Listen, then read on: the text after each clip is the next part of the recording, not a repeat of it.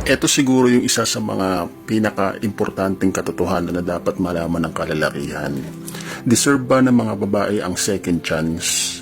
Pag sila ba ay marami ng mga naging ex-partners, may mga emotional baggage na, mga may hinanakit na, mga single mom na, laspag na, deserve ba nila ang second chance? I-define nga natin, ano ba ang relationship? Bakit tayo nakikipag-relasyon? Bakit kinakalimutan natin at ginigive up natin ang ating sariling kalayaan at gumagawa tayo ng mga kabaliwan? Tayo ay nagsasakripisyo ng ating oras, lakas, kahit pera natin. Kinakalimutan din natin ang sarili natin kahit magutom na tayo, mawalan tayo. Ano ang hiwaga ng relationship? Bakit ginagawa ito ng tao? Ito kasi yung bagay na hindi klarong defined sa lahat ng tao, lalo sa lalaki. Bakit? Kasi nga po, ang pagkakaunawa natin at perception natin sa relationship ay nanggaling sa mga romantic movies at love song.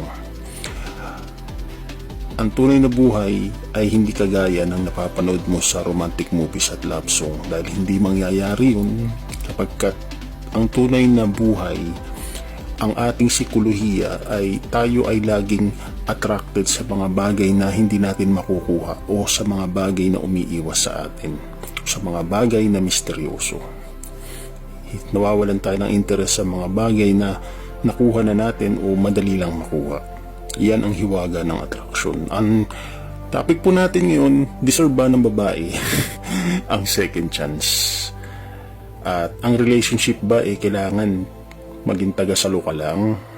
Kailangan ba pag lalaki ka, hindi ka pwede magreklamo, hindi ka pwede mag-set ng standard? Babae lang ba ang kailangan mag-set ng standard? Diyo, ganito to. Kailangan matuto ang mga kalalakihan na hindi naman kailangan ng relationship. Ang may kailangan niyan is babae. Tayo, normal talaga na panandalian lang yung interest natin sa babae. Normal sa lalaki na nawawalan talaga yan ng attraction kasi nga polygamous tayo. Pero ang maganda niyan, itinuruan nila at brainwash ang lahat ng lalaki para magmahal ng unconditional habang buhay at gumastos, buhayin, protektahan yung babae. Bigyan ng anak, bigyan ng buhay. Pero nasaan? Wala.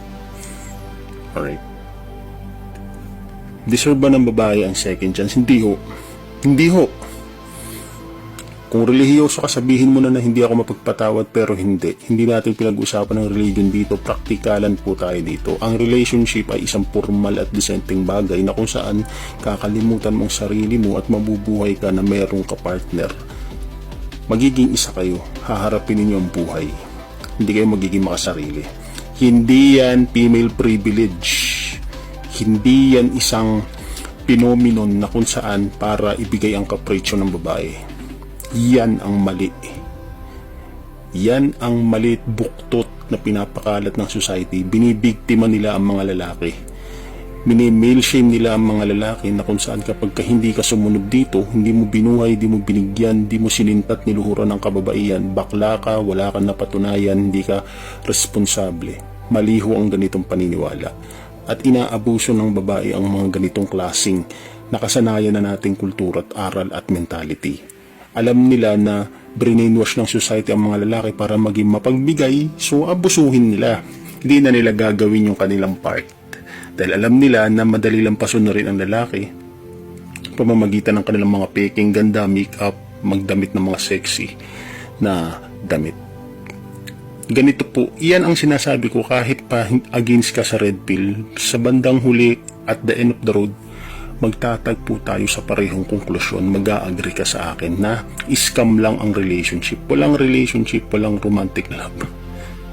Ang nangyayari po ngayon is brainwash ng mainstream media ang mga lalaki na mag-simp manligaw para sa kapakinabangan ng mga babae at para mag-produce din ng mga sanggol para bigyan ang babae ng mga anak. Deserve ba ng babae ang second chance? Hindi ho. Hindi ka dapat magpatawad. Ang relationship ay isang formal na phenomenon na kung saan deserve mo ng dissenting partner, virgin, walang emotional baggage, responsable, hindi makasarili. Pag pumasok sa relationship ang babae, handa siyang maglingkod din sa'yo kung paano pinaglilingkuran mo siya at ginagastusan mo siya. Period. Pag hindi ganun, wag ka nang pumasok sa relationship, magmigtaw ka na, mamuhay ka na ng binata at enjoyin mo ang buhay. Makisama ka sa kalikpunan ng mga kalalakihan, yun ang tunay na buhay dahil at least kahit papano hindi na sayang ang lahat. Pera mo, pagod mo, oras mo, kalayaan mo. Thank you.